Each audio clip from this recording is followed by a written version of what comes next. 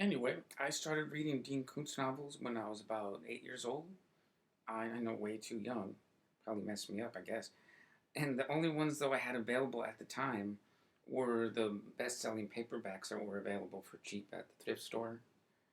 But I've been always curious as to why, in some interviews, Koontz actively discourages fans to never read his earliest works. So last year I found this old book on eBay. This one here, it's called Sudden Fear, edited by Bill Munster. Let me get it in view here. And at the beginning of chapter 6, there's a quote from Koontz in 1971, and he says, they should have they should have narcs who go around checking on creative writers to see if they're getting hooked on their own fantasy worlds, because fashioning a science fiction story future can be like flying on any plastic, fantastic chemical. Um, so I read that hilarious old phrase, plastic fantastic. But what I thought was interesting was that this sentence is juxtaposed in the same chapter with a later quote from the author in 1981.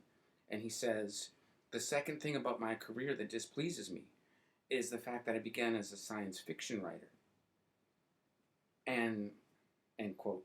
And this was so intriguing to me that I immediately bought up all of Kuntz's early sci-fi. There's like 17 of them, I think. And I read them in order of publication, thinking I'll write notes about this and review them for YouTube, since I've never seen anyone mention these works anywhere online or in the internet at all, I think, except for maybe, a few sentences on Goodreads.com. And those aren't even very, very long, just like good or bad, they're not very long reviews. So I'm going to briefly here give info and a synopsis and my thoughts on the books.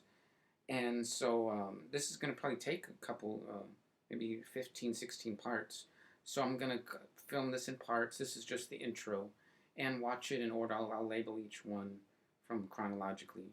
And so everybody sit back and listen to me while you're stuck in traffic or jogging on your treadmill, if you like. And stay tuned. Go to the next part. Thank you.